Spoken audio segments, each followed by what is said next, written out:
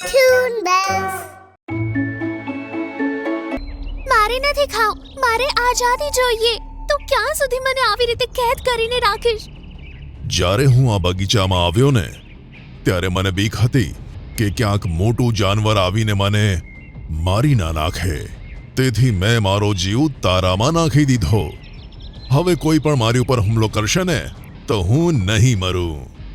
એક દિવસ પિંકી ચકલી ખાવાનું શોધતા શોધતા એક બગીચામાં પહોંચી કે જ્યાં ઘણા બધા પ્રકારના ફળો હતા.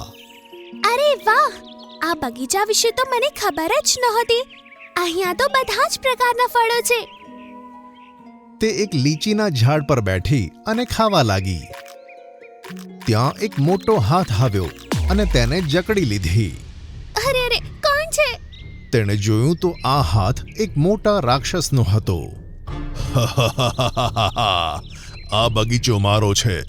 તે આ બગીચાના ફળો ખાઈને સારું નથી કર્યું. હવે તું અહીંયાથી ક્યારેય નહીં જઈ શકે, ક્યારેય નહીં જઈ શકે.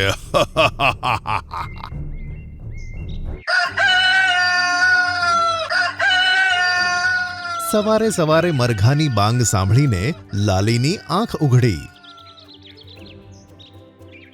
સવાર સવારમાં અવાજ કરીને જલ્દી ઉઠાડી દે છે, ઇડિયટ.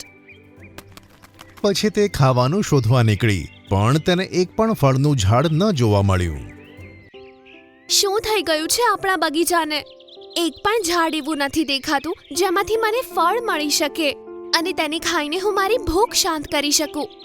એટલામાં ત્યાં ચિંકી ચકલી અને મીઠું પોપટ આવ્યા. અરે લાલી ચકલી, કેમ એકલી એકલી બડબડી રહી છે? તો બીજું શું કરું હું? આપણા જંગલમાં ખાવા લાયક એવું કંઈ જ નથી બચ્યું. હવે તો લાગે છે ભૂખ્યા જ મરવું પડશે.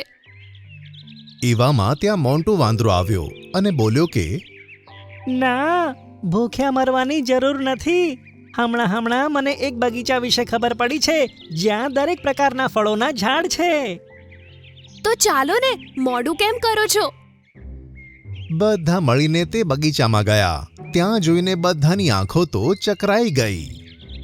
અરે વાહ, આટલા બધા ઝાડ, આટલા બધા ફળ.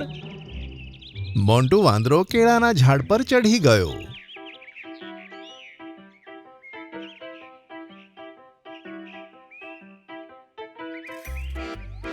લાલી અને ચિંકી ચકલી સફરજનના ઝાડ પર ચઢીને ખાવા લાગ્યા અને મીઠું પોપટ જામફળ ખાવા લાગ્યો. હવે તો આપણે રોજ અહીં આવીને દાવત કરીશું. અરે ઉભા રહો, તેવું વિચારતા પણ નહીં તો તમે પોતાનો જીવ ગુમાવશો. બધાની નજર પિંકી ચકલી પર પડી કે જેના પગ દોરડાથી બાંધેલા હતા. અરે, તને અહીંયા કોણે બાંધીને રાખ્યો છે? આ બગીચા ઉપર 3 આંખોવાળા રાક્ષસનો રાજ છે. જે પણ પ્રાણી કે પક્ષી અહીંયા આવે છે તે તેને કાચું ખાઈ જાય છે. જો એવું હોય તો હજી સુધી તું જીવતી કેમ છે? કોણ આવ્યું છે મારા બગીચામાં? હમણાં તેને ખાઈને મારી ભૂખ શાંત કરું છું. આવો ભયાનક અવાજ સાંભળી બધા પક્ષીઓ છુપાઈ ગયા, પણ મોન્ટુ વાંદરો પોતાને છુપાવી ન શક્યો.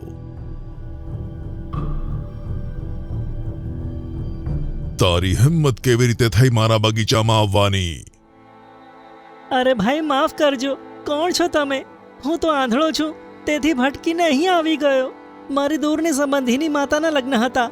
લગ્ન થવાના જ હતા કે મારો દૂરના સંબંધીનો બાપ આવી ગયો અને મારા દૂરના બાપે મારી દૂરની માને જાનથી મારી નાખી. હું આંધળો અસહાય વાંદરો મારી દૂરની માની મૈયતમાં જતો હતો, પણ આંધળો હોવાને લીધે રસ્તો ભટક્યો અને અહીંયા આવી ગયો. શું? તારી દૂરની માને તારા દૂરના બાપે મારી નાખ્યો અને તું આંધળો પણ છે? હા, મારી નાખી. હવે હું પણ એવું ઈચ્છું છું કે કોઈ મને મારીને મારી માં પાસે મોકલી દે. આમ કહીને વાંદરો જોર જોરથી રડવા લાગ્યો. તેને રડતા જોઈને રાક્ષસની આંખોમાં પણ આંસુ આવી ગયા. હું રાક્ષસ જરૂર છું, પણ કોઈ આંધળા લાચાર વાંદરાને મારવાની હિંમત મારામાં નથી. હું તને નહીં મારું. જા, તું અહીંયાથી જઈ શકે છે. સારું, તો તમે મને આ બગીચામાંથી બહાર કાઢો જેથી હું સાચા રસ્તે જઈ શકું. આ સાંભળીને રાક્ષસે મોન્ટુ વાંદરાને પોતાના ખભે બેસાડ્યો અને તેને બગીચાની બહાર લાવીને છોડી દીધો. તેની પાછળ જ બાકીના 3 પક્ષી ત્યાં પહોંચી ગયા અને મોન્ટુ વાંદરાએ રાહતનો શ્વાસ લીધો. અરે વાહ મોન્ટુ વાંદરા, તે તો તારા મગજનો ઉપયોગ કરીને આટલા મોટા રાક્ષસને પણ હરાવી દીધો. તમને બહુ મજા આવે છે. જો 2 મિનિટ પણ હું પેલા રાક્ષસ સાથે રહેત ને તો મારી તો ટોયલેટ જ નીકળી જાત. તેની વાત સાંભળી બધા જોરથી હસવા લાગ્યા.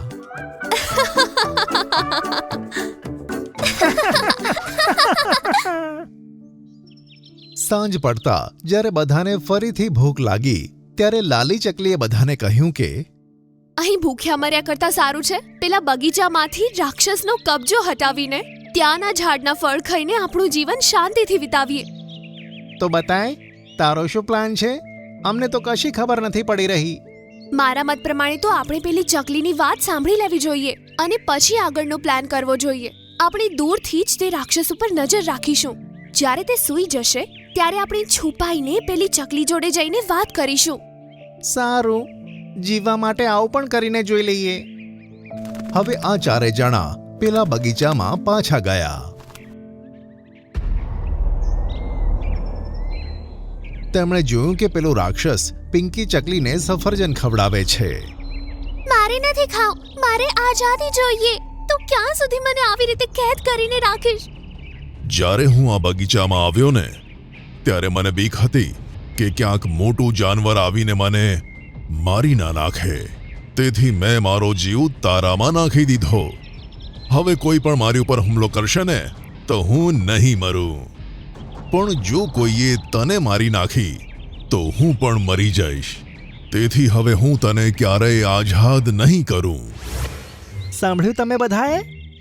હા, મને બધું ખબર પડી ગઈ.